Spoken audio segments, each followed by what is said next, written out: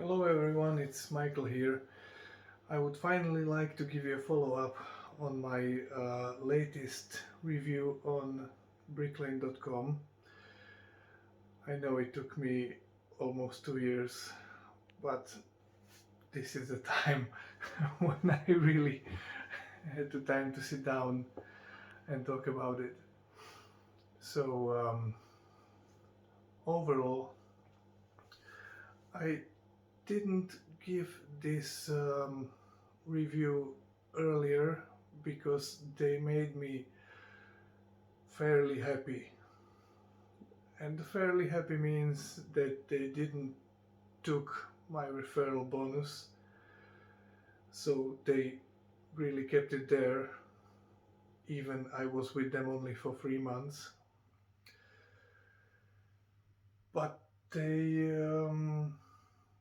gave me explanation why they did this, and the reason why was because the payment what they were supposed to do took them about 3 months. So it was a bit like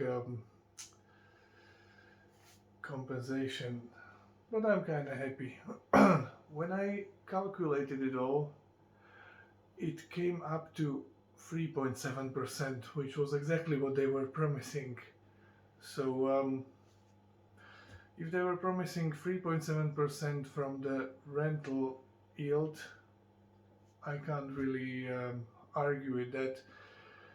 If I waited whole year, I could get the rest, which would be calculated on the basis of recalculation of the value of the properties at the time when I would be withdrawing the money. But I just couldn't wait for that long. And as this is only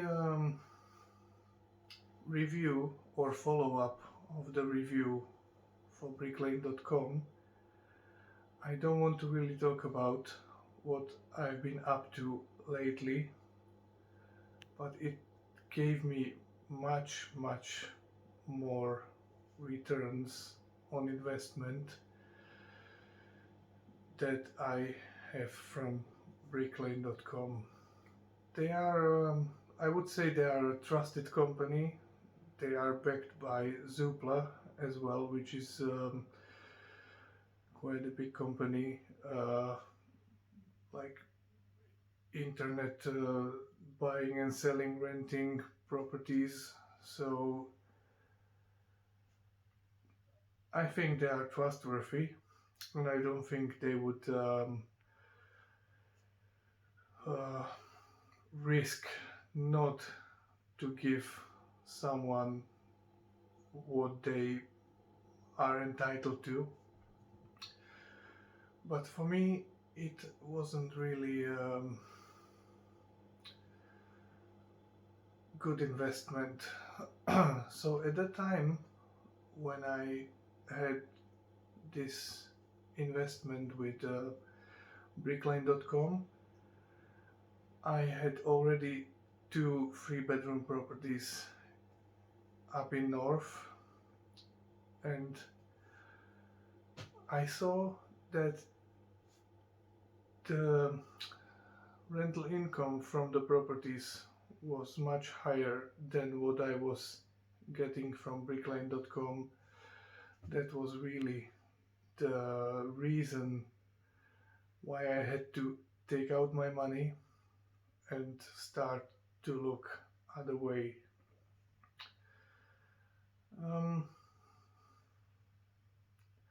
Comparing to the banks, it's still kind of good investment, but English banks are giving you very little interest for your money. I personally came from Slovakia, and there the banks will give you like 5% if you invest, let's say, for a year or 2 years, and it can go even higher. And a big economy like England or UK, it's I don't understand why the banks are so greedy. So that's the reason why I took out my money and I invested them myself. And I think I did a very good decision there. And maybe if I one day do a follow-up video for this, but as you can see, this follow-up video took me almost 2 years because I'm too busy investing and earning money, and I can't really sit down and think of what to say on the camera. Yeah, so Bricklane.com, I believe they are similar to a bank, like to English bank. Compared to English bank, they give you much higher interest, and you have the safety of investing in properties. But if you are really serious about investing in properties, you should probably buy a property yourself. There are ways to buy the property even if you don't have too much of a capital to your hand. But as long as you have a fairly good credit score, my credit score was very bad, but I kind of managed. You need to really shop around and find the right mortgage broker who can really help you out. Once you get the first one and the second one, the rest will follow. So yeah, I don't really know what else to say. If you are very conservative and you don't have much time to shop around and look for properties what could be potentially a good investment, then I would say you shouldn't do it, because you can really hurt yourself. At the moment I have about 14 properties, and I hurt myself on one of them, but really big time. So